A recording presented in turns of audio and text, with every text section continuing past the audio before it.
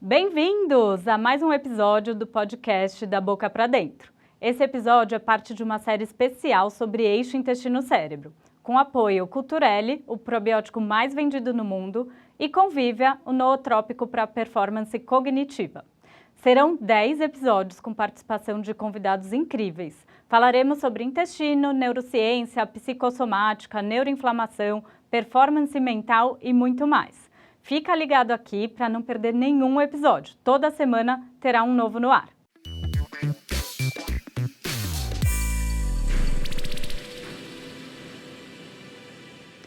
Dando seguimento à nossa série sobre eixo intestino-cérebro, hoje eu tenho um convidado muito especial, que é o Dr. Rodrigo Duprat. Ele é médico, cirurgião plástico, especialista em medicina integrativa e performance mental. Autor deste best-seller aqui, Os 7 Níveis de Consciência, que esse livro é incrível, além de ser professor de vários alunos sobre performance mental, mais de 8.000 alunos.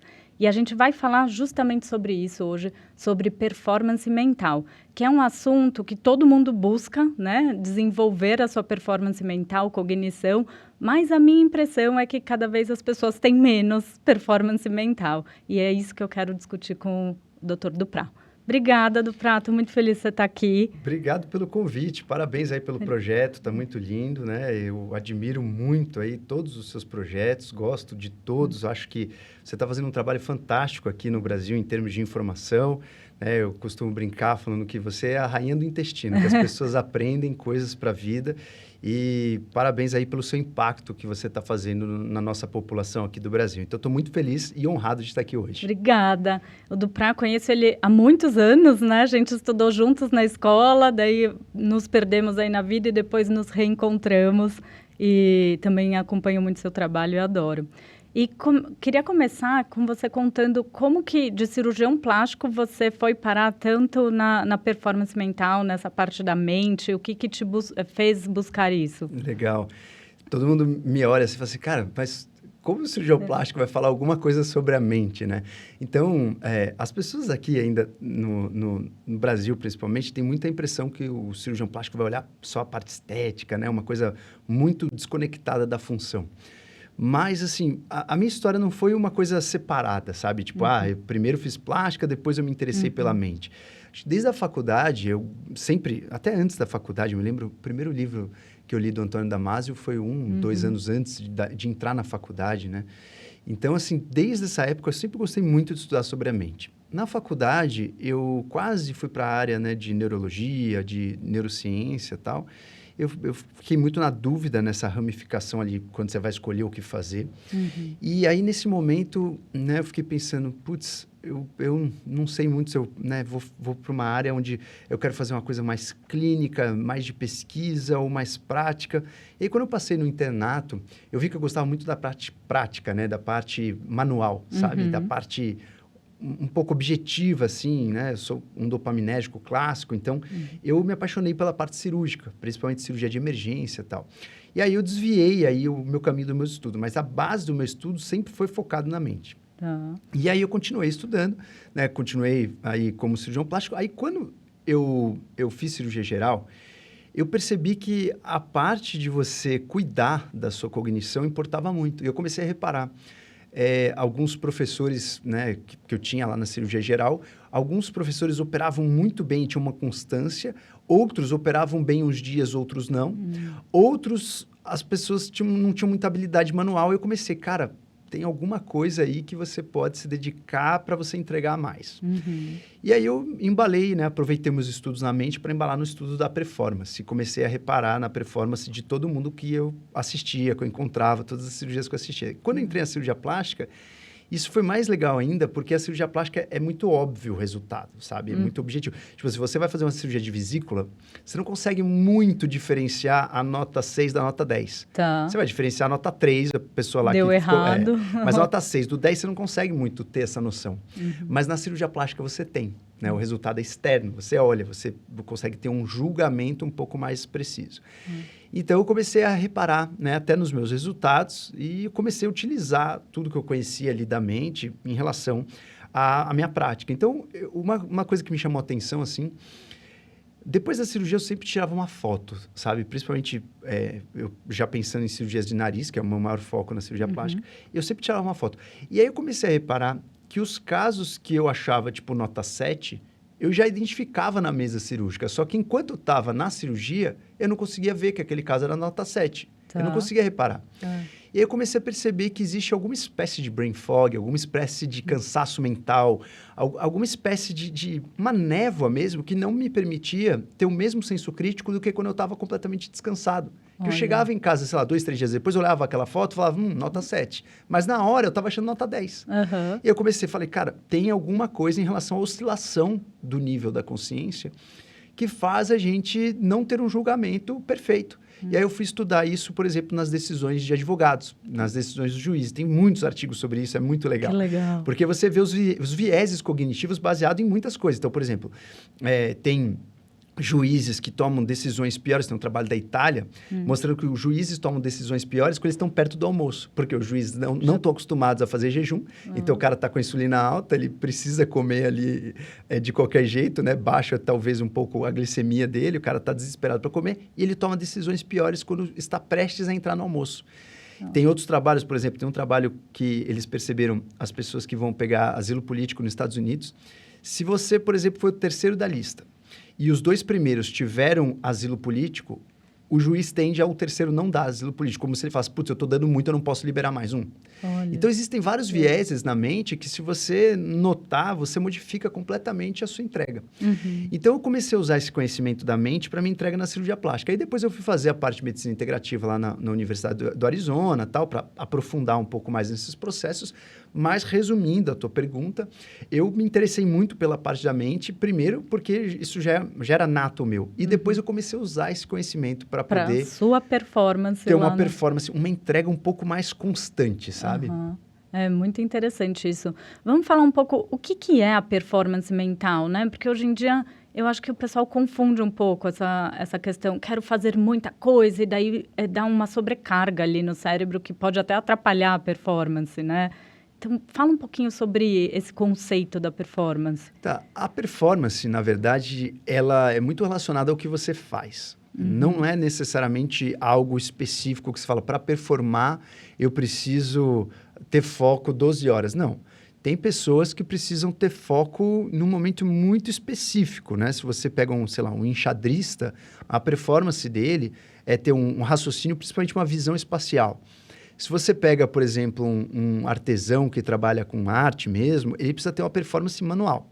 Se você pega uma pessoa que trabalha com vendas, ela precisa ter uma performance de entender a cabeça do outro e entrar nos sentimentos, nas emoções da cabeça do outro. Se você pega uma pessoa que ela vai trabalhar com cálculos matemáticos, ela precisa ter uma outra performance totalmente diferente de uma pessoa que vai trabalhar com vendas. Então, a performance cerebral, ela é muito específica à tarefa, né? Ela é específica daquilo que você vai fazer. E isso também não está relacionado ao tempo da tarefa, né? Tem pessoas que, né, pela tarefa que vão fazer, deveriam performar 1, 2 horas e entender que elas precisam ter um tempo de descanso. Então, por exemplo, a pessoa que vai trabalhar com criação, ela não pode exigir criatividade full time. Então, ela não vai conseguir ser criativa 12 horas do dia. Sim. Ela vai ter seus momentos de insights ali, 1, 2 horas e Zé fini. Então, o erro mais comum da performance hoje, como você falou, é a pessoa ir no tipo no pain, no gain, sabe? Ir na dor, né? E, putz, eu quero ter a determinação e a raça para ter a alta performance, mas a pessoa só vai no acelerador. Quando a chave da performance está na oscilação, você saber acelerar e saber brecar. E a maioria das pessoas, elas têm uma maneira de conhecer o acelerador, mas pouca gente consegue entender como funciona brecar e acelerar. Então, a maioria das performances, em todas as profissões, existe um desarranjo entre o acelerador e o break. Tá. Esse break, como que a gente poderia fazer isso? Assim, porque hoje em dia também não adianta dar um break e ficar lá no Instagram olhando, né? Isso não é um break mental, né? Como que você traz isso para a prática? Basicamente com o entendimento do que você precisa naquela tarefa. Então, vou dar um exemplo, né? Eu, por exemplo, nos dias de cirurgia, esses dias, eu geralmente começo a operar às 6 da manhã, 6:30 da manhã, bem cedo mesmo. E é o meu padrão, eu já tenho uma rotina padrão. Então, geralmente, eu vou na dieta líquida, não tomo nada sólido no dia da cirurgia e faço one meal day, uma refeição no final do dia. Né? Eu como tudo que eu tenho que comer numa janela de 2 horas, no dia cirúrgico. Então, eu faço no máximo 2 cirurgias, porque eu percebi que mais de 2 eu tenho uma queda na performance. Então, eu faço 2 cirurgias apenas num dia. Sempre eu começo de manhã. Teve um dia que, por um acaso, desmarcaram, né, de uma forma não deliberada, minha cirurgia no hospital, minha cirurgia passou para 1 da tarde.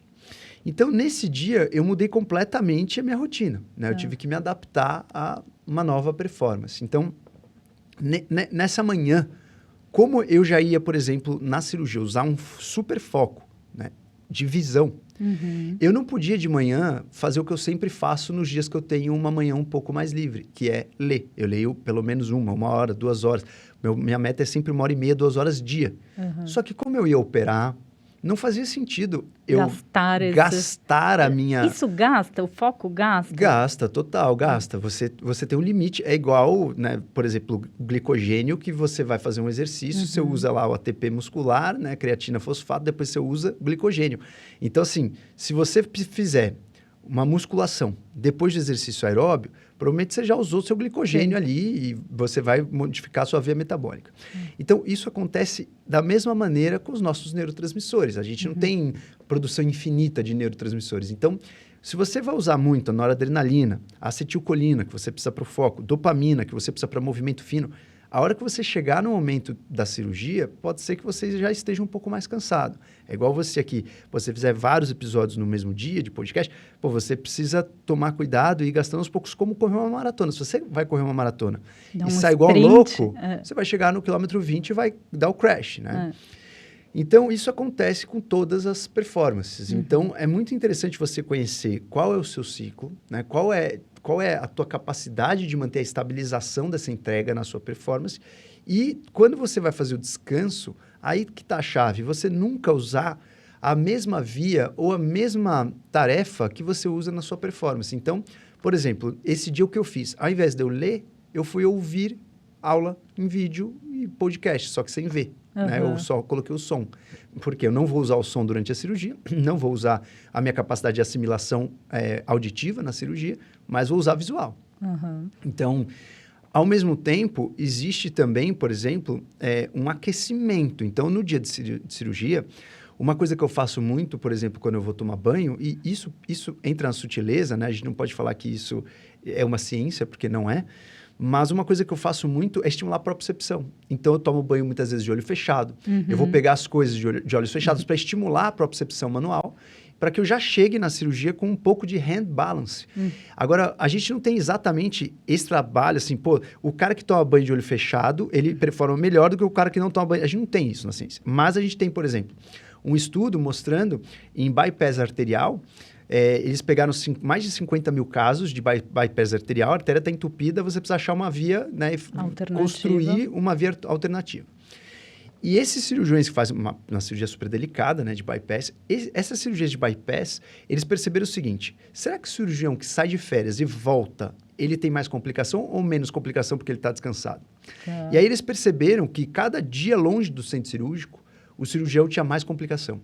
Porque ele perdia o hand balance, né? Ele perdia o balanço da mão.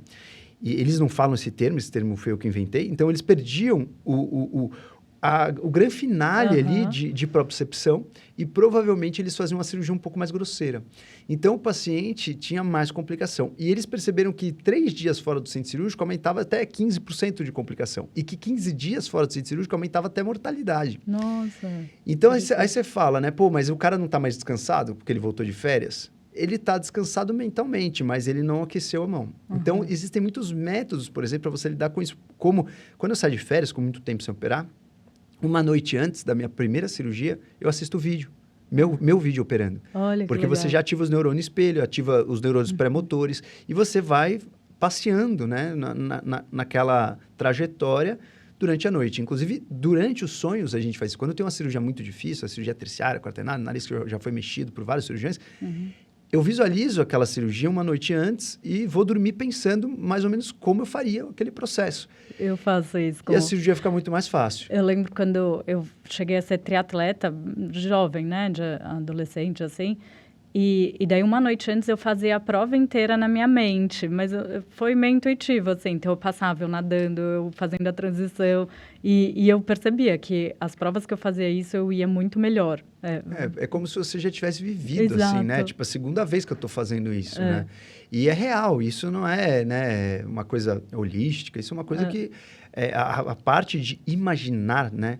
A palavra imaginar, ela é uma coisa muito humana, né? Muito humana. Claro que os animais mais primitivos, eles têm uma capacidade de imaginar, mas muito diferente do que o ser humano. O que talvez foi o grande diferencial do cérebro humano foi a capacidade de imaginar em pensamento simbólico, né? Foi a capacidade de estabelecer um símbolo de alguma ação e ficar imaginando isso como se aquilo tivesse um significado diferente. Então, imaginar para a performance é uma joia rara, é uma coisa que você precisa fazer. Então, aí, resumindo, né, a sua pergunta, a grande sacada, eu acho que para a pessoa, né, ter essa capacidade de ter aceleração e break, ela é entender o que ela usa na performance dela e o que ela pode ou poupar ou relaxar nos tempos que ela, né, for realmente ficar livre. Então, às vezes, até, tipo, navegar pela internet, às vezes, para algumas pessoas, às vezes até faz bem, entendeu? Você não está usando nada ali muito específico. Se realmente depende do que for ver, né? Por exemplo, se ela for navegar, ela, está numa tarefa super séria ali e tal, aí ela, de repente, vai ver uns vídeos de humor e tal, às vezes isso dá uma quebrada, às vezes é interessante. De gatinho. De gatinho, de cachorro, entendeu? Às vezes dá uma quebrada. Agora, muitas pessoas fazem isso de uma forma recreativa, né? Sem controle, sem tempo, né? Porque se você deixar... depois de cirurgia, eu já sei. Se eu pegar o celular na mão, eu não largo. Porque eu tô com uma super queda de dopamina e eu fico lá igual um zumbi mental mesmo. Cara, não, e você sabe que tem que sair e não consegue, eu sei né? que tem que sair e não consigo. E eu tô cansado meio que fisicamente, então eu fico às vezes sentado. Se eu sentar, se eu meio que semi-deitar, cara, eu não consigo sair. E eu fico às vezes 1 hora, assim. Então... E isso pode acontecer, a gente tá falando do celular, mas pode acontecer, por exemplo, por alguma comida, né, qualquer coisa ali. Qualquer coisa que estimule o circuito de recompensa, pode ser comida, pode ser pornografia, pode ser algum comportamento que te cause vício, pode ser até substâncias. Qualquer coisa que vai te dar um estímulo de dopamina no circuito de recompensa, quando você estiver fragilizado, cansado, estressado, é muito mais preocupante. Como que... Fala um pouco da dopamina. Ela é um dos neurotransmissores que ajuda ali no foco, né? A gente não procrastinar, a gente tomar atitudes ali. E fala um pouco desse mecanismo da dopamina, porque ter um pouco de dopamina é bom, ter pouco é ruim, mas também ter muito pode deixar até fora de foco, né? É interessante. A questão da dopamina, né? As pessoas veem como um modelo muito assim... A maioria das pessoas fala, não, tem que ter muita dopamina, né? Vamos estimular a dopamina. Aí, né, surgiu até a questão do jejum de dopamina para a pessoa, né, poder relaxar. E que é uma coisa que é um conceito virtual, né? Você não consegue realmente fazer praticamente um jejum de dopamina. Mas acho que a coisa mais interessante da dopamina é entender algumas nuances das vias que elas atuam. Por quê? A dopamina, ela não é só uma coisa. Tipo, a dopamina não cuida só de uma coisa. Sim. Depende tanto da quantidade, depende da oscilação e do lugar que ela age. A gente tem média de mais ou menos uns 400 a 600 mil neurônios dopaminérgicos, tá? No nosso cérebro todo, a gente tem 86 bilhões de neurônios. Desses 86 bilhões, a gente tem entre 400 mil e 600 mil neurônios dopaminérgicos. Grande parte desses neurônios dopaminérgicos estão num lugar que chama-se substância nigra, né? Pelo nome, porque elas são escuras, essa substância é escura. Então, a primeira via dopaminérgica, ela chama-se nigrostriatal. Ela vai para um lugar praticamente no meio do cérebro e essa via está relacionada com movimentos, movimentação fina. Essa é a via que a gente tem um crash na doença de Parkinson. Então, o cara está lá, ele não consegue fazer movimentos, né?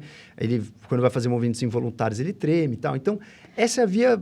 E só uma dúvida pessoal mesmo. Daí, quando você dá a L-Dopa para o Parkinson, ela vai atuar exatamente nesse centro? Não, tanto é que você, às vezes, aumenta comportamento de pornografia, comportamento de libido. Quando você tem vários efeitos colaterais da dopamina. Às vezes, aumenta, a pessoa fica em jogos de vício.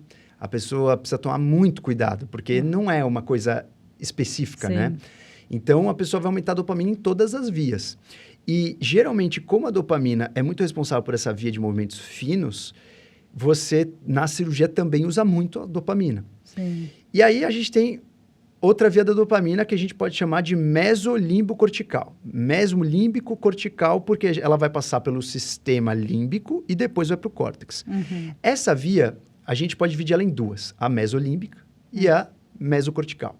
Porque a mesolímbica, ela vai passar, se a gente analisar o cérebro, né, como um corte assim, coronal, e a gente analisar como se fosse uma bolacha, a via mesolímbica, ela vai para o meio. A via mesocortical, ela faz um caminho mais lateral. Tá. Então, a via mesolímbica, ela sim está ligada com criatividade, com sentimentos, com emoções, com motivação, com comportamentos de vício, com o circuito de recompensa. Ela é um dos grandes problemas, porque qualquer substância que estimular essa via, ela vai causar vício.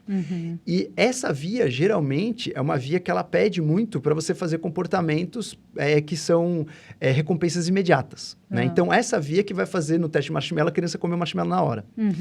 E a via mesocortical, por sua vez, ela já entra com antecipação, com programação, com estratégia, com pensamento a longo prazo, com você ter uma motivação a longo prazo. Então, olha que louco. Se você pensar, né, uma pessoa com TDAH, por exemplo, que a gente aumenta a dopamina dela, isso são hipóteses, a gente não tem como medir a dopamina em cada via, é muito difícil, são tudo hipóteses. Mas uma hipótese é que a pessoa com TDAH, ela até teria dopamina na via mesolímbica, mas não teria na mesocortical. Por quê? Ela quer fazer, sempre mudar de coisas, de programação, ela não consegue focar em uma atividade só, porque ela precisa de um estímulo de dopamina. E aí ela muda de atividade para que ela tenha esse estímulo de dopamina, porque é uma novidade. E largou o outro sem terminar. E ela largou o outro sem terminar. Então, geralmente, para você corrigir esse processo, é o que eu falo, é como se fosse, a dopamina funciona quase como uma homeopatia, que o semelhante trata o semelhante. Então, qual é o tratamento para esses casos de gambling, de jogos de vício, etc? É você estimular a dopamina na via cortical, na via mesocortical. E aí você consegue inibir o teu comportamento que estava na via mesolímbica para você saciar esse sistema de circuito de recompensa. Então, se você aumenta a dopamina no cérebro todo, você automaticamente aumenta na via cortical e a via cortical consegue inibir a via mesolímbica. Então, qual que é o melhor tratamento para você não ter, né, vícios e não estar sedento a fazer coisas com recompensa imediata e você deixar esse marshmallow, né, que você não vai comer agora para você ganhar 2 depois. É você estimular a via mesocortical. E a gente não consegue fazer isso pontualmente, né? Com medicação, não. A gente aumenta tudo. É. Mas a gente consegue fazer com medicação plus terapia, com medicação plus terapia cognitivo-comportamental, com medicação plus modificar a forma com que a pessoa vê as suas tarefas. Então, é sempre um mix, né? Porque a gente não consegue falar, ó, putz, vai só por esse caminho aqui, dopamina, e não vai para lá. Mas uma coisa interessante, né? Que quando a gente analisa esses neurônios, eles têm muita a capacidade de armazenar as vesículas dopaminérgicas, né? E principalmente quando a gente fala, por exemplo, nos casos de TDAH, que você dá uma anfetamina ou o próprio metilfenidato, a gente vai estimular com que as vesículas que estão dentro desses neurônios sejam cuspidas, então a gente vai aumentar a dopamina no circuito todo. Uma das coisas que a gente pode sempre fazer e sempre tentar manter a dopamina basal, uma dopamina um pouco mais estável. Porque o que acontece? Até com o uso de cafeína, etc., não interessa só a dopamina, quando você fica viciado na dopamina, muitas vezes você não está viciado na quantidade basal de dopamina, você está viciado na oscilação. Pico, Então, se por um acaso você estimula muito, a sua dopamina está sempre mais alta, você vai ter uma necessidade maior de ter alguma coisa que te dê um pico. E às vezes, daí vem aquela coisa, não dá o mesmo pico. Não daí dá o você mesmo quer pico. um pouco mais, né? Então, se você mantiver sua via basal muito sempre estimulada, é mais difícil você ter essa oscilação e esse pico. Eu sinto muito isso quando tem evento. Então, vamos lá, dei uma aula, foi muito legal e não sei o quê. O dia seguinte sempre me dá um crash. Isso, na verdade, é o que os artistas chamam, né, da síndrome da segunda-feira. Exato. Eu tenho muito isso. Uma vez eu peguei uma ponte aérea de Rio-São Paulo e a Marisa Hort sentou do meu lado. E eu perguntei para ela, eu falei, como funciona a cabeça, né, de um artista, ela tinha acabado de voltar de uma turnê grande, fazendo espetáculo aí para milhares de pessoas. Falei, como acontece a cabeça do artista? Por que você acha que muitos artistas têm problema com a saúde mental? Fiz essa pergunta para ela. Ela falou assim, o problema é a segunda-feira. Porque você é aplaudido sábado e domingo por milhares de pessoas. E a hora que você deita e acorda na segunda-feira, não tem ninguém lá para falar que você é bom, você entra num crash porque você não tem esse estímulo. Então, isso acontece muito com todas as pessoas que fazem, né, essa oscilação. Por isso que é interessante a gente aprender a controlar. E, inclusive, com a sua rotina. A própria cafeína que a gente estava falando, a cafeína, quando você é virgem em cafeína e você nunca toma cafeína, assim que você toma, bum, você dá um super estímulo de dopamina e a diferença do seu basal para o pico é muito grande. Se você acaba, então eu vou consumir minha cafeína todos os dias porque eu gostei dessa oscilação. O que você faz? Para você chegar no seu basal, você usa a cafeína e ela não te dá mais o pico. O que ela faz? Ela só vai te jogar no basal de novo. Então, a variação é menor e o seu nível basal de dopamina acaba sendo menor. Porque toda vez que você tomar, ao invés dela te dar o pico, se você é viciado crônico, ela só te joga para o basal. E isso faz com que você... Aí, sem ela, você morre, né? Sem ela, você dá o crash e com ela, você só fica normal. Então, para as pessoas, por exemplo, que precisam de performance em termos de criatividade, isso é muito ruim. Porque a pessoa da criatividade, a pessoa que é criativa, ela vai ter os insights no pico. Olha. Então, a pessoa criativa, que esse é o grande problema da criatividade, porque para a pessoa que é criativa, ela precisa muito da oscilação. Só que muitas pessoas criativas não seguram o nadir, elas não seguram a deprê que vem. Então, muitas pessoas criativas, elas oscilam entre ser muito criativa e, de repente, estar super desestimulada e não produzem nada. Sim. É bem interessante. E daí, voltando à procrastinação que a gente falou, então, pessoas que não têm essa dopamina nesse circuito que vai planejar, é onde fica o problema, né? E só não tem. Às vezes a pessoa tem bastante, só que ela quebra muito, né? A gente tem basicamente duas formas de quebrar essa dopamina aí. Hoje a gente usa uma enzima que é a monoaminoxidase, né? Que a gente vai tirar essa monoamina, que é a dopamina, uma monoamina de circulação. Ou a gente usa uma outra enzima que chama-se catecol ou metiltransferase, que é o CONT. A CONT vai doar um radical metil para a dopamina e vai neutralizar a dopamina. Então, tem gente que vai fazer isso, né, muito rápido e tem gente que vai fazer isso muito lento. Então, às vezes, a pessoa tem uma superdopamina, só que ela quebra muito. Então, inclusive, uma das ações das anfetaminas é inibir as enzimas que degradam a dopamina. Então, você aumenta dopamina e norepinefrina. Né? Então, inclusive, por exemplo, a Ritalina, ela ativa também a inibição da monoaminoxidase, o que poderia também aumentar um pouco de serotonina. Então, isso também poderia... né, ajudar a pessoa a ter um humor bom naquela hora. E muitas pessoas, às vezes, têm o crash quando o medicamento sai. Sim. Então, assim, o mais importante não é a pessoa ter muito ou pouca dopamina. É a pessoa entender qual é a minha atividade. Eu preciso de picos. Eu trabalho com criatividade. Eu sou artista. Pô, o cara vai ter pico. Né? Imagina uma pessoa, né, sei lá, um lutador de UFC. O cara, a luta da noite lá, onde está o mundo inteiro parado para ver ele. Né? Pô, o cara vai ter um super pico dopaminérgico. Para ele atingir isso de uma outra maneira, é muito difícil. Então, por isso, muitas pessoas que trabalham, por exemplo, com esportes radicais, com coisas que você tem um boom de dopamina que nunca mais você entram, às vezes, até numa deprê depois. Sim. Então, você precisa entender qual é a tua performance e o que você precisa de oscilação de dopamina. Entendido isso, você vai pensar, o que eu posso fazer nos dias que eu der o crash? Né? O que eu posso fazer para segurar o crash? Então, você vai fazer lá seu evento no final de semana. Cara, carinho no máximo, super aplaudida, pessoas tirando foto com você e tal. O que você vai fazer na segunda-feira para você não dar o crash? Você vai ter duas opções aí. Ou você vai usar algumas coisas para você não ter o crash e estimular a sua dopamina. E você pode usar várias coisas, a gente pode falar aqui algumas delas. Ou você pode aceitar que você vai ter o crash e viver o crash. Sim. Então, assim, que é uma das coisas mais interessantes que as pessoas não fazem no mundo ocidental e no mundo oriental, né? As pessoas se permitem ter essa contemplação. Sim. Então, são duas maneiras de você resolver isso. Se você quiser viver, né, com a sua dopamina mais alta, você pode usar tanto substâncias mais naturebas, quanto práticas mais naturebas, quanto coisas mais medicamentosas. Então, você pode usar mucuna, tomar um banho frio, tomar a L-tirosina, né? Tomar até fenilalanina, que você vai transformar em L-tirosina. Então, tem muitas coisas que você pode fazer para que você não dê tanto crash de dopamina. E até você estimular, né, os adaptógenos, a ashwagandha e etc. Ou você pode, por exemplo, tomar um banho frio.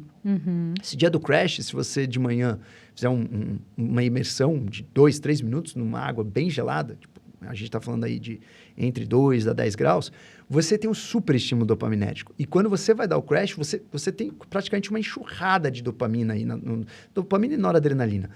Você tem uma enxurrada de dopamina, né? E de noradrenalina, que elas andam bastante juntas.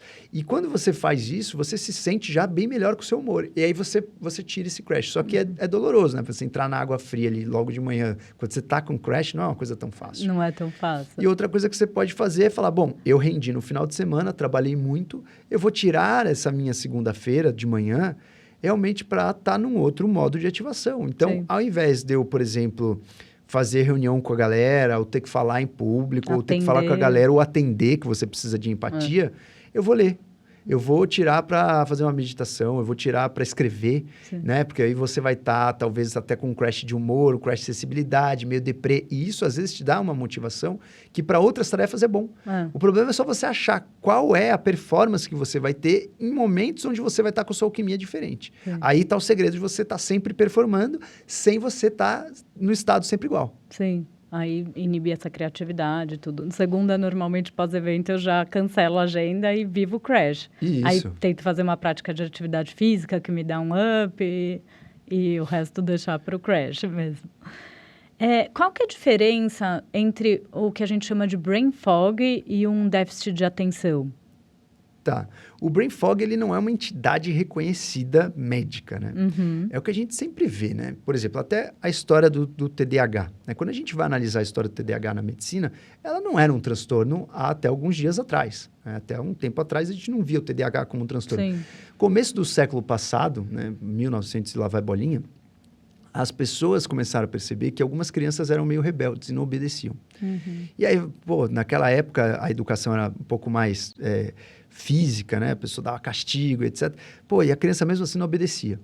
E aí eles começaram a perceber que existia uma certa rebeldia em algumas crianças que eram natas. E eles começaram a manter aí um pouco as orelhas em pés com essas crianças. Então, isso não era um transtorno. E aí, a partir de, se eu não me engano, 1968, que a gente começou a ter, acho que é o segundo DSM, a gente começou a perceber que isso era uma coisa quase um transtorno mesmo, quase uma coisa que existia meio que um padrão. Um padrão nessas crianças. Acho que o TDAH entrou como TDAH, como déficit de atenção no DSM, em 1980. Então, a partir de 1980, a gente considerou o TDAH meio que um transtorno mesmo. E a gente começou a ver que algumas crianças, elas tinham hiperexcitação, elas tinham uma não capacidade de foco e não tinham uma capacidade de se ligar em tarefas. Muitas delas tinham a educação prejudicada por conta disso. Algumas aí tinham até, né, quase como uma hipercinética, que era o nome antigo, né? Elas não paravam de se mexer, etc. E aí depois a gente teve algumas classificações que dividiam, né? O que era TDAH com mais chance de impulsividade e TDAH com mais excitação motora, com maior movimento, né? Que tinha o que a gente chama de hiperatividade. Então, o que eu quero dizer com essa história do TDAH? A gente foi entendendo que existia um padrão em algumas pessoas a ser um pouco diferente do que uma normalidade e que elas tinham sempre mais ou menos um comportamento homogêneo. Hoje, o brain fog tá pro TDAH como se a gente tivesse o TDAH no começo do século passado. Tipo, a gente sabe que existe alguma coisa. Todo mundo fala, fala, se reconhece. Até antes da pandemia, a gente olhava o TDAH como alguma coisa que era de médico picareta, né? As pessoas falavam, TDAH é coisa desses integrativo picareta, né? E eu me colocava dentro daí dos picaretas, porque eu falava muito, brain fog, eu falava muito do brain fog e as pessoas me olhavam assim, cara, isso aí não existe, né? Brain fog, vai falar em brain fog, o cara tá de brincadeira. E aí a gente percebeu na pandemia que muitas pessoas evoluíram com o brain fog. E aí a medicina, a parte, né, acadêmica, começou a falar, cara, tem alguma coisa aí. Então, hoje o brain fog já é falado como se fosse meio que um sintoma. A gente tem artigos e tal, mas ainda não tem, né? Mas ainda não virou, tipo, um transtorno, não virou alguma coisa que tem um tratamento específico. Então, ao meu ver, a gente ainda vai olhar para o brain fog e falar, cara, é isso que acontece. Então, assim, vamos separar o brain fog do TDAH. O TDAH, a gente realmente sabe que uma das coisas que acontece no TDAH é que ao invés da gente ter o task mode, né, ao invés de a gente estar com o cérebro voltado para a tarefa e focado em fazer aquilo acontecer, a gente ativa um modo de ativação que chama-se Default Mode Network, que é um modo de ativação padrão. Então, o modo de ativação padrão é aquele modo que você tem uma autobiografia, uma autorreferência de quem você é e etc. Então, Quando você ativa esse Default Mode Network no momento errado, você deixa de fazer aquilo e interrompe aquela tarefa. Então, uma das coisas que acontece no TDAH é você ativar o Default Mode Network numa hora errada. É como se você tivesse uma orquestra e entra o prato na hora que não tinha que entrar. Tá. Entendeu? O cara tá tocando violino lá, entra o prato na hora errada. Então, mais ou menos isso que acontece. Tá. Então, quando você aumenta a dopamina, a gente sabe que essas pessoas têm um maior controle da impulsividade, um maior controle da antecipação. Então, a gente consegue, através da via mesocortical, ter o controle dessas atitudes. Algumas pessoas não... O TDAH é um tópico, assim, extremamente controverso, né? Tem médicos que falam, não, cada vez mais a gente vê que está aumentando, 5 a 7% das crianças têm TDAH, a gente tem 1/3 das pessoas que são diagnosticadas só quando adultos, e a gente já sabe que tem uma herdabilidade entre 70% e 90%. Então, se eu você... vejo muito minhas pacientes falando, meu filho foi diagnosticado e daí descobri que eu também sou, então comecei a tomar a medicação. Então, assim, existe essa herdabilidade. 70% a 90% das crianças com TDAH, você olha para os pais, existe aí um nexo, né? Quando um pai tem TDAH, a chance do filho ter é de 25% até 30%, quando os dois têm é mais 50%. Então, muitas pessoas já olham o TDAH realmente como um transtorno mesmo. Outras pessoas falam, não, o TDAH era uma espécie adaptativa para a época que nós éramos, por exemplo, caçadores e coletores. Porque a pessoa que tinha o TDAH ela era mais voltada realmente para movimentos, para novidades, para ficar antenado em tudo, para ter estímulo em movimento, para ter estímulos em tarefas que realmente seriam ou perigosas ou cruciais para a sobrevivência. Então, existem o fla-flu aí do TDAH. Mas o que a gente vê é que existe realmente uma tendência de algumas pessoas a ter um cérebro um pouco mais não controlador aí desse sistema mesocortical que você vai antecipar as coisas. E para piorar o TDAH, a forma com que a gente usa a nossa mente hoje, ela piora, né? Porque a gente está cada vez com estímulos mais rápidos e mais de recompensa mais imediata. Então, os likes, você posta, tem like, você vê vídeos cada vez menores. Antigamente, a gente via TED Talks de 15 minutos. Hoje, se você olhar um Reels de 1 minuto, você já está perdendo tempo. Sim. Então, cada vez a gente vai diminuindo essa janela do foco. Quando a gente era criança, a gente tinha o desenho, tinha que esperar o dia da semana, o horário, para ver o resto. Hoje em dia, você já põe tudo... Tinha que esperar o Show do Milhão, Chaves, né? Tipo assim... O Chaves, era só na hora do almoço. Nesse horário, nesse mesmo canal, daqui a uma semana você está lá. Então, isso, por exemplo, eu estou regravando agora a minha pós-graduação e uma das diretoras da parte didática ali, pedagógica, falou assim, Duprá, você não pode fazer aula mais de 40 minutos, 1 hora. As aulas têm que ser de 15 minutos. Eu falei, cara, aula de pós-graduação de 15 minutos. Eu falei, cara, imagina a gente tinha, sei lá, 6, 7 horas de aula direto, né? Imagina. Então, eu acho que, sim, né, a questão da modernidade tem estimulado esse nosso comportamento de recompensas imediatas e um foco um pouco mais curto. Agora, vamos falar do brain fog, né? Então, se o TDAH, o problema é dopamina, o brain fog, o problema, ao que tudo indica, são os ATPs. É o acesso à energia que a gente tem nas mitocôndrias neuronais. Então, isso também são tudo hipóteses, a gente não tem isso, né, batido martelo, mas tudo que parece que acontece no brain fog é que através da inflamação, da neuroinflamação, a gente tem menos ATPs, menos energia disponível para esses neurônios serem ativados de uma forma com muita eficiência. E aí você tem um delay, você tem uma deficiência de memória, você tem uma deficiência ali de uma ativação, raciocínio, até às vezes deficiência motora, porque você tem alguma inflamação que as nossas mitocôndrias funcionam pior, o nosso ATP não está disponível. Isso pode durar minutos, isso pode durar anos.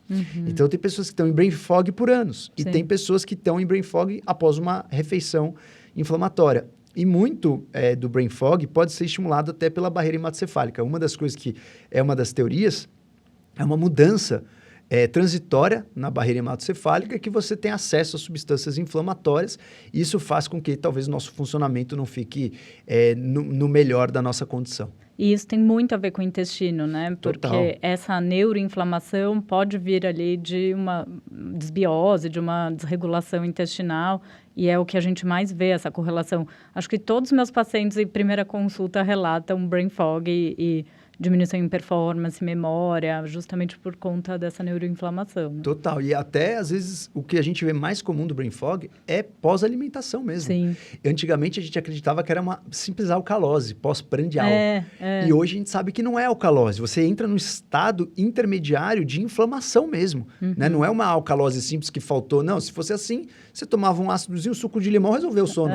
Né? Resolveu aquela oscilação ali da consciência. E não é isso. Né? Claro que existe a questão do fluxo sanguíneo, existem vários outros fatores que contribuem, mas a gente sabe realmente que a questão do intestino está completamente relacionada. Inclusive, uma das grandes hipóteses, né, que a gente conseguiu ter um cérebro tão dopaminérgico, porque a dopamina, o sistema monoaminérgico, ele tem resquícios, primórdios, há 650 milhões de anos, antes até mesmo de surgir o sistema nervoso nos animais, antes da gente ter a explosão cambriana, que foi a explosão que a gente teve, aí uma explosão de evolução de muitos animais mais complexos. Então, o sistema monoaminérgico, inclusive isso é um artigo na Nature esse ano, mostrando os primórdios do sistema monoaminérgico, a gente está falando das monoaminas aqui, dopamina, norepinefrina e serotonina, as monoaminas, né? Que são substâncias que têm pelo menos uma amina e combinado com outras coisas. Então, essas 3 substâncias a gente pode considerar as 3 monoaminas. Esse sistema de monoaminas, a gente tem o resquício desse sistema há 650 milhões de anos em animais muito primitivos. E a gente vem transformando esse sistema até que o grande boom aí de dopamina foram em 2 seres. No Homo erectus, que a gente tem aí de 2 milhões de anos atrás até 100 mil anos atrás, que foi talvez o primeiro ser humano realmente que fez o mundo ser diferente. Eles foram os primeiros que começaram grandes migrações, foram os primeiros que dominaram áreas territoriais além dos oceanos. Eles foram os primeiros que dominaram uma espécie de linguagem, né? Uma proto-linguagem. Eles tinham a capacidade mínima de uma articulação quase gramatical. E aí, qual é a grande teoria? Por que a gente conseguiu transformar um cérebro do Australopithecus, que a gente vinha há 4 milhões de anos, por exemplo, de 400 e poucos gramas de cérebro, para o cérebro do Homo erectus de 700, 800? Primeiro foi a alimentação. Então, grande coisa que mudou aí, uma das coisas foi o domínio do fogo, 1 milhão de anos atrás, pelo Homo erectus, e uma das grandes teorias em relação ao nosso cérebro dopaminérgico, sempre querer algo a mais, sempre inventar uma coisa nova e chegar na Lua e agora tentar colonizar Marte, é justamente a questão da dopamina. E uma das teorias que existe em relação à evolução desse sistema dopaminérgico em Homo erectus e o Homo sapiens, propriamente dito, foi a colonização dessas áreas marítimas e o consumo de frutos do mar, o que aumentou bastante a ingestão de tirosina. E isso relacionado à necessidade ambiental de você sempre se inventar para estar ali vivo com vários obstáculos ambientais e mais a lateralização cerebral. O que é a lateralização cerebral? A gente, como bípede, a gente sempre fica de um ladinho da barriga. Então, existe uma diferença muito grande do cérebro hemisfério esquerdo e hemisfério direito, coisa que em outros animais não existe tanta tamanha lateralização.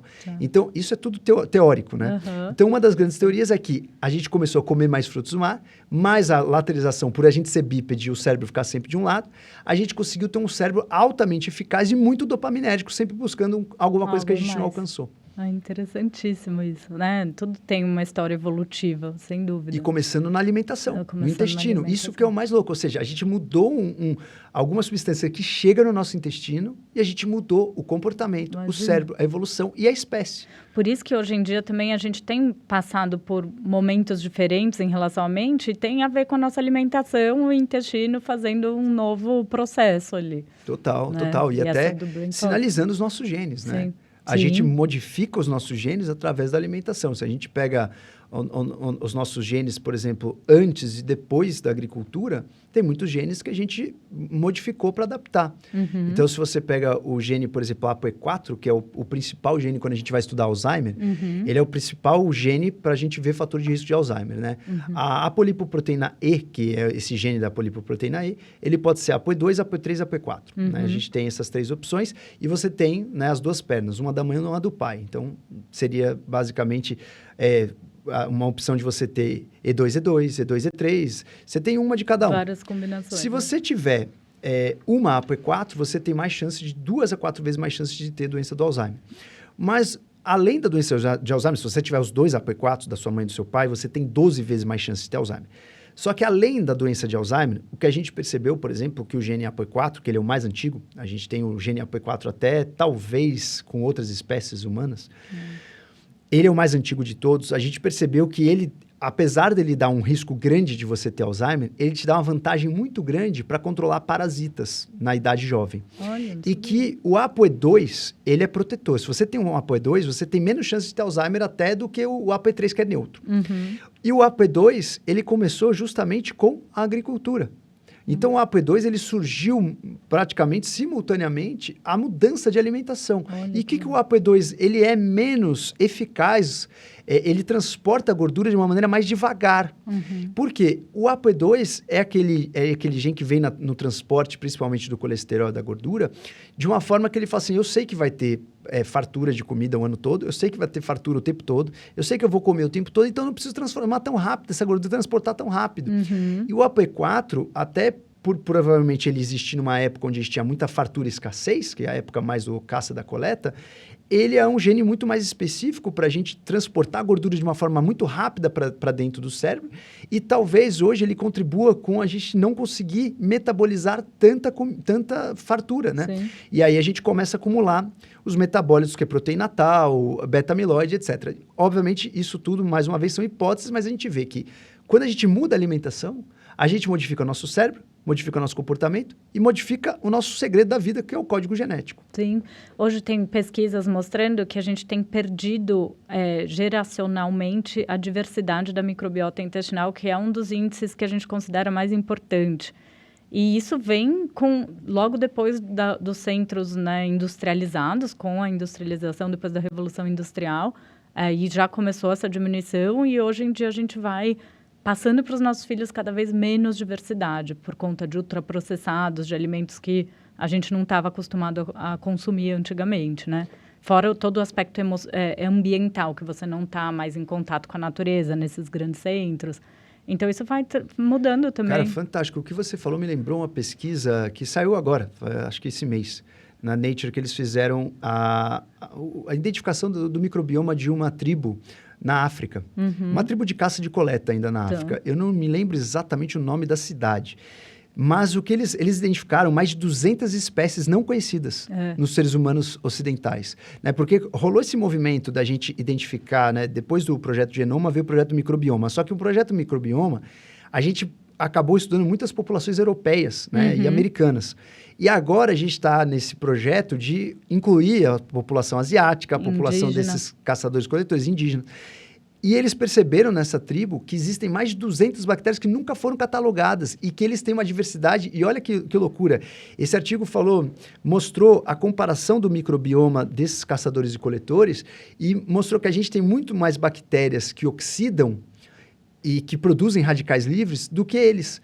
Olha. Então, provavelmente, a nossa menor diversidade também se deve a, talvez, algum ataque que a gente faz às nossas bactérias e provavelmente via inflamação, que essas bactérias precisavam se adaptar e elas viraram bactérias que oxidam muito mais do que as bactérias desses caçadores e coletores. Muito interessante. E isso, se você for pegar ali, vai mudar nosso comportamento também. E daí, por isso que aumenta brain fog e todas essas talvez até essas doenças aí, cada vez neurodegenerativas e até o próprio TDAH. A gente não sabe, né? O quanto tá relacionado até depressão e etc. Sem dúvida. Vamos falar um pouco da acetilcolina. A gente falou muito da dopamina, acho que todo mundo conhece muito a dopamina. E a acetilcolina, ela é fundamental para a cognição e também a aprendizagem, né? E até para você manter o foco, a atenção, né? A acetilcolina, ela não é tão vista, assim, não é tão famosa. Tá no hype, assim, né? Igual a dopamina tá. A acetilcolina, na verdade, acho que a grande questão que a gente não observa tanto as pessoas falarem da acetilcolina é porque ela você não consegue perceber tanto um estímulo de acetilcolina, né? Acho que talvez o maior estímulo de acetilcolina que a gente tem na humanidade é com a própria nicotina, né? Com o próprio tabaco. Então, assim como o café é consumido há muitos anos, a gente sabe que o café está na humanidade aí para estimular a nossa dopamina pelo menos a partir do século 6 e 7 depois de Cristo. O tabaco está até antes, né? Então, a gente tem estímulos de acetilcolina e as pessoas que usam o cigarro, elas percebem que provavelmente elas ficam muito mais concentradas quando elas fumaram do que um dia que elas fazem day off. Então, a acetilcolina ela é muito importante para que a gente mantenha a atenção, o foco e a memorização. Inclusive, boa parte aí da fisiopatologia da doença de Alzheimer é uma queda na nossa eficiência de acetilcolina. E uma das coisas, né, um dos tratamentos que são aprovados hoje para a doença de Alzheimer, que não muda o curso da doença, mas muda os sintomas, é você aumentar o quanto de acetilcolina você tem no cérebro, né, de diversas maneiras.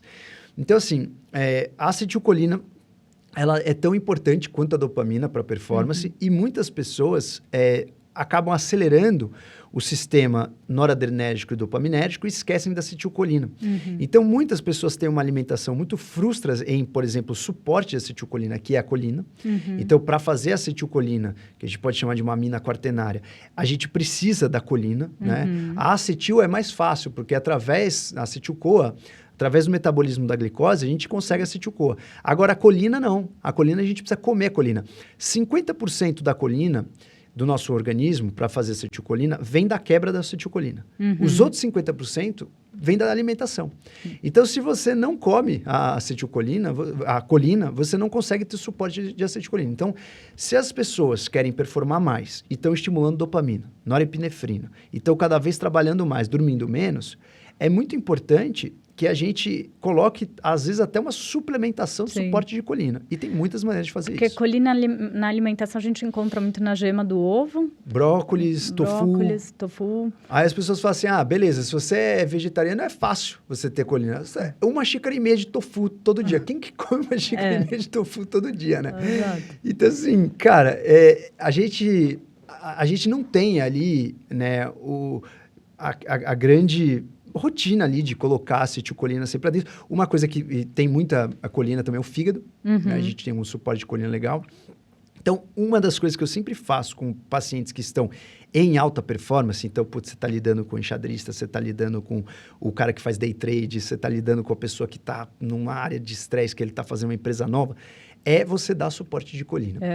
Então, o suporte de colina pode ser através, né, da alimentação, como você falou, e você pode suplementar em forma de fosfatidilcolina, CDP-colina, alfa-GPC. Então, tem muitas maneiras. E a colina, principalmente quando você entra com uma forma fosfatidilcolina, por exemplo, você estimula também uma neuroproteção, porque ela participa da membrana celular. Sim. E principalmente da membrana celular neuronal. Então, e ela ajuda também na regulação do nervo vago via o parasimpático, que também precisa ali. Ela é o grande mensageiro do sistema parasimpático, né? A acetilcolina que vai ser o mensageiro mor, né? O maestro do sistema parasimpático. Se você também não tiver, você vai ter dificuldade em relaxar. Então, muitas pessoas esquecem desse nutriente, que é essencial. E toda vez que você acelera a máquina, eu costumo dizer, antes de você acelerar, muitas pessoas, eu quero um Venvance, quero não sei o que, anfetamina.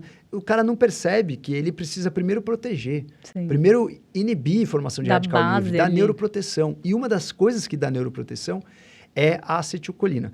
E principalmente o suporte de colina, que você pode trabalhar na membrana neuronal, estabilizar a membrana neuronal. Tem uma coisa interessante, né? Que toda vez que a gente pensa nesse jogo, né, nessa orquestra, uma das coisas que a colina faz, que a gente esquece também, ela é um bom doador de metil, né? A colina é um doador de metil. E quando a gente falou da catecol ou metiltransferase, né, que é para as pessoas que não são da área da saúde, a gente está falando quase grego aqui, mas a CONT, que é a enzima que eu falei que degrada a dopamina, ela precisa de um radical metil. Esse radical metil é como se fosse um interruptor on-off de várias moléculas do seu corpo. Então, toda vez que você precisa desligar ou ligar a molécula, você vai precisar dessa substância. E muitas vezes, quando você está trabalhando a todo vapor com muita dopamina, muita norepinefrina, você fica sem metilação. E muitas pessoas ainda que são... vêm aí, têm, né, descendência do Mediterrâneo, têm alteração de metilação. Sim. Então, se elas não olham para o suporte de colina, é mais uma coisa que deixa a desejar na metilação. E isso pode, inclusive, atuar, por exemplo, no seu mau humor, quando você tem uma oscilação.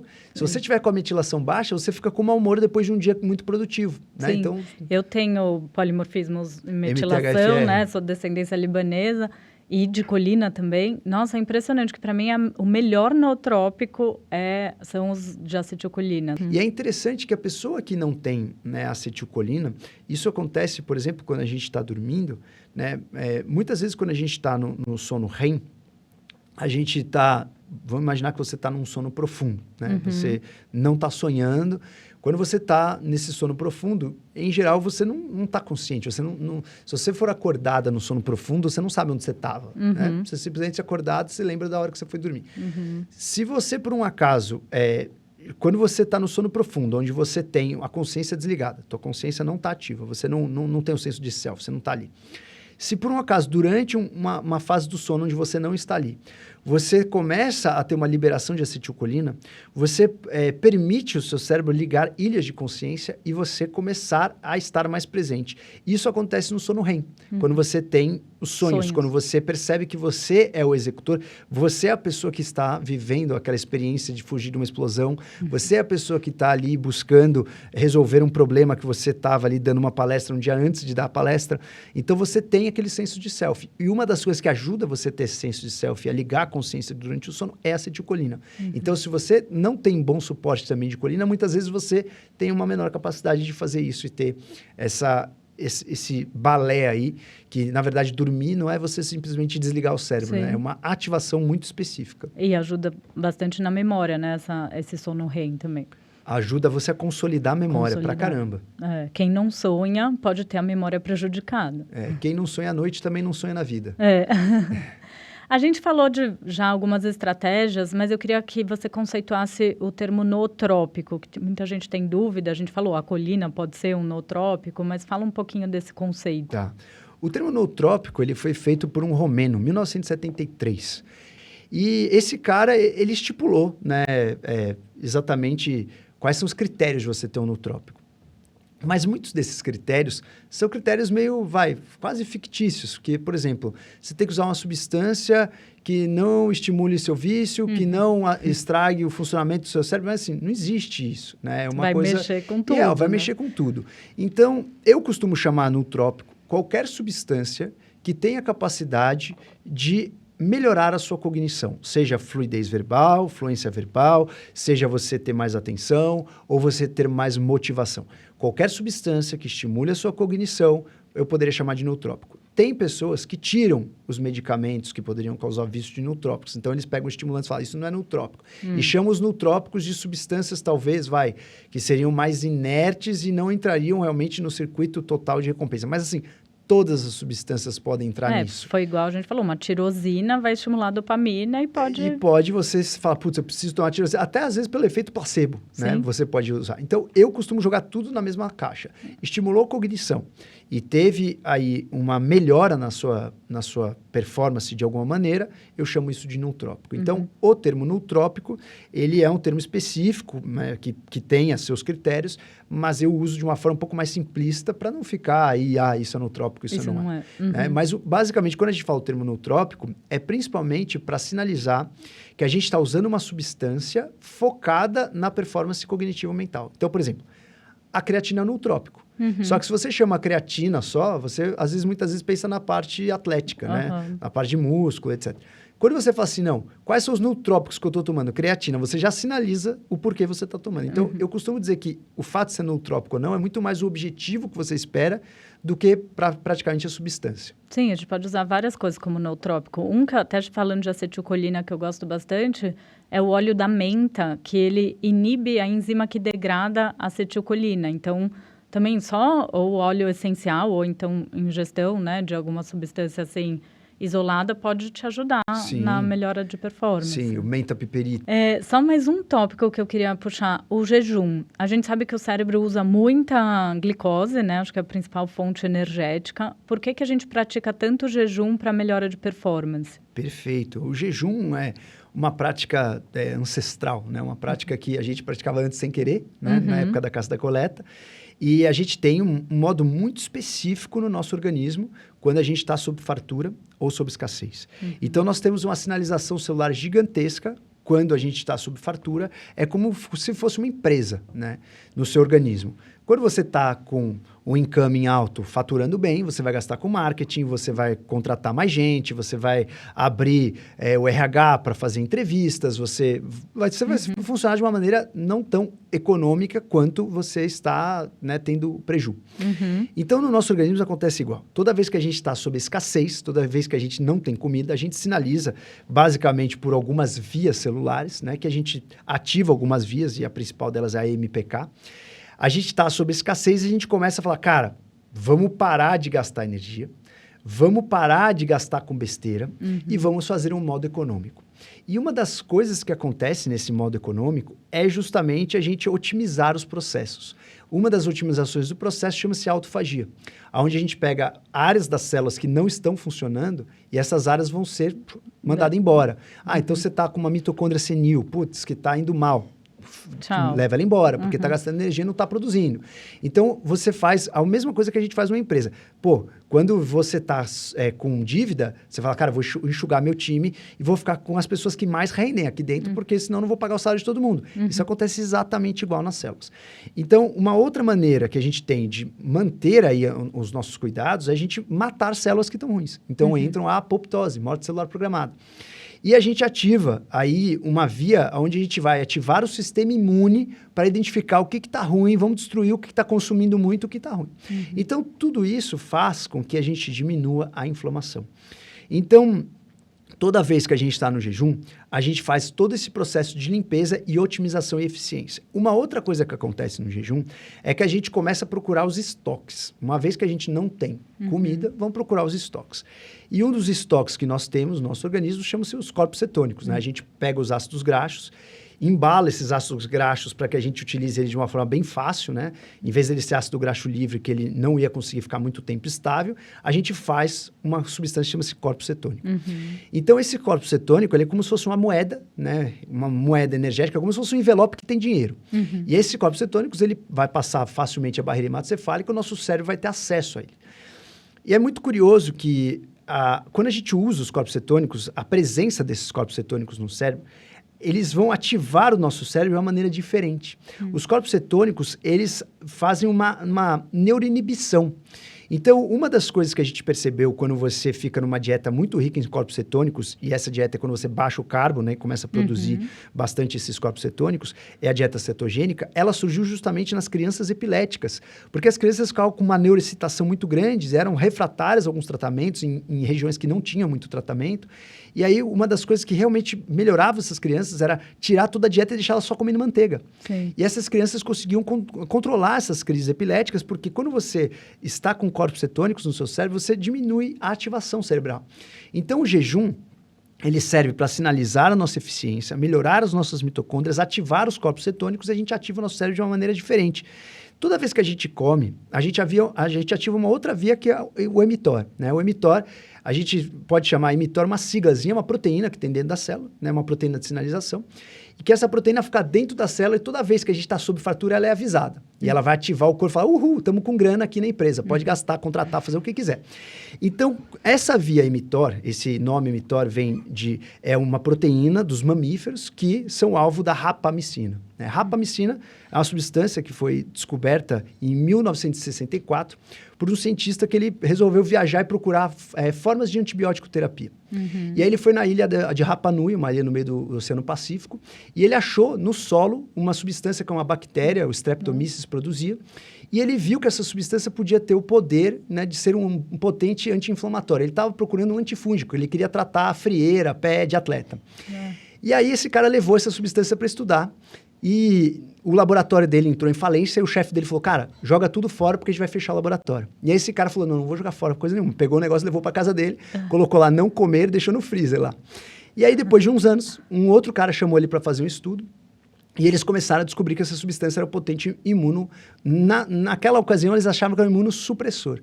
E aí a rapamicina foi liberada pelo FDA em 1999 para ser um coadjuvante daqueles transplantados. Eles começaram a dar para o transplantado rapamicina para que eles aceitassem um órgão que foi doado. E aí, só que depois de um tempo, eles perceberam que a rapamicina, depende da dose, ela não é um imunossupressor, é um imunomodulador. Se você dá uma dose X, ela estimula o sistema imune. Se você dá uma dose Y, ela inibe o sistema imune. E mais ainda, depois um cara chamado Sabatini começou a pesquisar mais a rapamicina e ele percebeu que essa substância, além disso, ela poderia prolongar a vida. Olha que doideira. E aí eles perceberam que essa substância, ela se ligava nessa proteína, que chama-se mTOR, por isso se chama mTOR, né? Que é o target da rapamicina dos mamalianos, mas ela tem em todos os outros animais, não é só em mamífero que tem, aqui em mamífero ela é um pouco diferente. E que essa substância se liga nessa proteína, que está dentro da célula, e bloqueia essa proteína. E avisa o corpo assim, eu estou sob escassez. Então, essa substância rapamicina avisa isso. E eles fizeram vários estudos com ratos, fizeram estudos com minhoca, com animais de vários tipos com a rapamicina e todos os animais aumentaram a sobrevida, aumentaram a longevidade. Em estudos em ratos, a rapamicina pode aumentar mais de 10% a longevidade desses ratos. E aí eles começaram a perceber que essa molécula poderia servir não só para sinalizar que a gente está sob escassez, como aumentar a longevidade, como melhorar nossos processos celulares, como ainda continua sendo um imunomodulador. E aí eu contei da rapamicina para a gente entender que essa via que a gente sinaliza que a gente está sob fartura, com a mTOR, que é onde a rapamicina se liga e bloqueia, é uma via que ela vai sinalizar que a gente está sob fartura, que a gente pode ativar o corpo de outra maneira.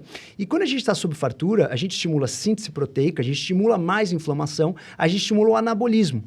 Isso serve para muitas coisas da nossa vida quando a gente quer, né, ganhar massa, quando a gente quer performar, fazer substâncias para se defender, mas toda vez que a gente está sob escassez, o nosso corpo tende a gastar menos energia. O nosso corpo tende a enferrujar menos, oxidar menos. Então, o jejum, né, resumindo, dei a volta no Japão só para voltar para o jejum.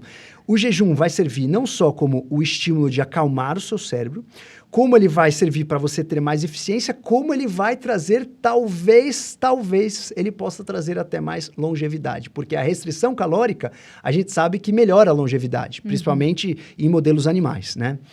Todos os animais que foram testados restrição calórica de 20% a 30%, dando calorias o suficiente para aquele ser sobreviver e viver legal, mas abaixando a ingestão calórica em 25% a 30%, a gente sabe que isso relacionou uma maior sobrevida.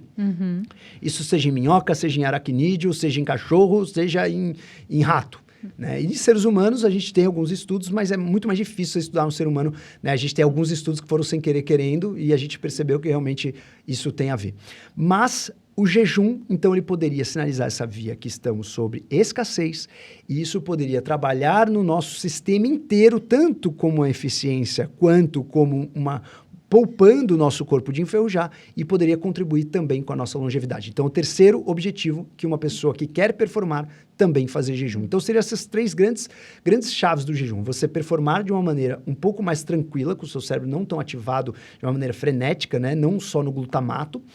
Como você colocar aí uma prática que você vai deixar seu corpo mais eficiente, como você também trabalhar na sua longevidade. E para mim melhora muito o brain fog, assim, eu quando tenho aula, palestra, sempre procuro em estratégia de jejum mesmo. Para mim é fantástico o jejum. Quando eu vou operar, eu faço jejum metabólico, né? Põe um colágeno, eu coloco um colágeno, uma proteína, também. Mas eu não fico no jejum completo. Mas quando eu vou performar em casa, quando eu vou gravar e etc., sempre jejum completo. E todos os dias eu faço jejum de pelo menos 14 horas. Comer antes de 12 horas, para mim, não é uma opção. Muito bom. E para a gente finalizar, conta o que você trouxe de stack hoje aqui, que tem nas suas garrafinhas. Legal, sempre temos que estar com o stack em dia, né? Então, hoje eu trouxe aqui nessa garrafa, já, né, tá quentinho aqui para mim, um matchazinho do bom. Eu fiz um matcha, que ele é basicamente, né, o chá verde, né, a Camellia sinensis, que a gente pode ter um estímulo tanto um pouquinho de cafeína, tem menos cafeína do que o chá preto, tem menos cafeína do que muito café. E ele também tem L-tianina, então você ao mesmo tempo bate a sopra, né? Ao mesmo tempo que você estimula, né, você estar acordado e ligado, a L-tianina te dá um processo de relaxamento. Ao mesmo tempo, eu coloco os polifenóis para dentro, né, que as epigalocatequinas, inclusive tem um estudo que a epigalocatequina galato, que é uma das componentes do matcha, da Camellia sinensis, ela também é ansiolítica. Então, a ativação cerebral com matcha é muito diferente do que com café. Sim, muito E aí eu diferente. coloquei um pouco de colágeno também, só porque eu não sei o quanto eu vou ficar em jejum, eu saio daqui e vou para algumas reuniões. E minha outra garrafinha eu trouxe água. Então são as duas coisas que não podem faltar, né? Sempre um stackzinho do bom e uma água boa para a gente viver. É um dos melhores stacks, né? Também para o cérebro, uma desidratação. Principalmente em jejum, né? Exatamente, a desidratação traz brain fog, diminui memória e o pessoal esquece que é tão fácil beber água. E a água, eu acho que muitas pessoas nem notam, né? Por exemplo, se você está num brain fog, quando você está num exercício físico intenso, quando você... Pós-sauna, isso é muito comum.